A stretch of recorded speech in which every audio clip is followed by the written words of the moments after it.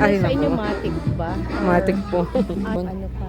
Kanya gear. Gear niya. Ayan. Hindi ako marunong din. Oh. Hindi nga ako gusto mga marunong na. Sabi ko, saan ko ako Malaking tulong po talaga pag ano, ang hirap kaya. At ang daming dala. Ay, naku. Yan, isa pa. At saka ang iniisip ko, ito sa Aaron kasi ito'y mainit. Ayun, yun. Isa pa yan. Talagang siya ay pag wala pa yung chip. Ay, talaga na. Ayaw na daw niya, maglalakad na lang daw kami. Sumakapang maglalakad ng kaunti. Tayo lang, maglalakad na pa tayo.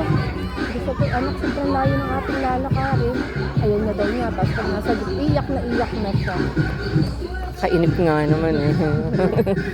Ako mainip. Hindi na ako mag-wait eh. Kaya nga, hindi makatiis ang naghihintay na matagal.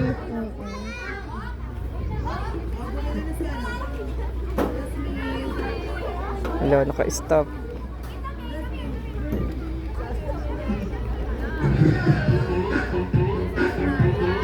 So, yan na. Kay... Sino naman yung hinawakan? Akay pa, akay.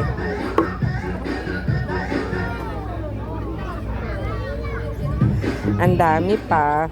Ang dami pang natira. Tanggal na ng isa na candy. Ay. Sino na natanggal? Si Jollibee. Ay, nanimot ng candy. Ay, nagagi siguro ng candy. Ay, nanimot. Nalimutan nila na sila kasali doon sa... Na-eliminate tuloy.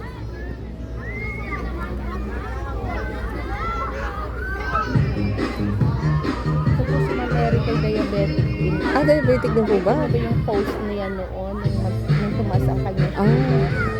Napaano po? Ako yun, siya na-confine po noon.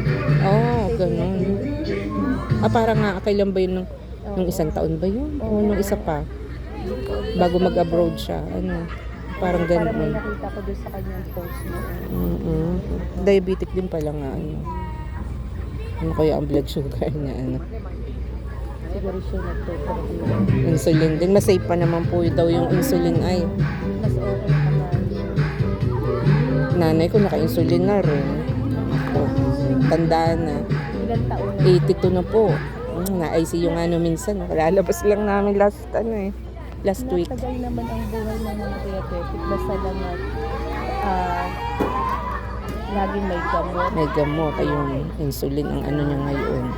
Takot na takot siya dati doon. Ay, yung disiplina sa pagkain. Ayun, diet. Na-aksidente po kasi. Yun, nadapa ba siya? Oo. Ay, simula di na-operahan. Ay, nagsunod-sunod na. Mahigit 1 buwan kami sa ospital. Tapos pinakalas po namin ICU. Buti nakalusot pa rin sa ICU. Ay, ano siya ngayon? Okay na po ngayon, nasa bahay. Pero siya po ay nakakapaglakad. Yun nga po, hindi na therapy sa bahay. Pinupunta nung anak ng pinsan ko. Ibig ko sabihin na siya ay ano lang, nakahiga lang ba siya? Nakahiga lang po. Nakaupo naman, kumbaga. Ay, okay na din. Na ano, kasi nilan nga po namin hospital bed at mahirap daw kasi pag ano. Hindi yun, nabili na namin hospital bed. Nakakaupo na siya nung meron ng gano'n. Yung ginakrank. Yun. Kasi mahirap din naman pati sa nag-aalaga yung buhat-buhat. Yeah. Laging ibabangon. Masakit din sa kanya yun at hinahawakan ay na-eliminate. Tapos yung sa taga-buhat, mahirap din sa Yeah, dalawa nga pong ano niya dalawang kasama niya, caregiver niya. At hindi ko naman kasi kaya.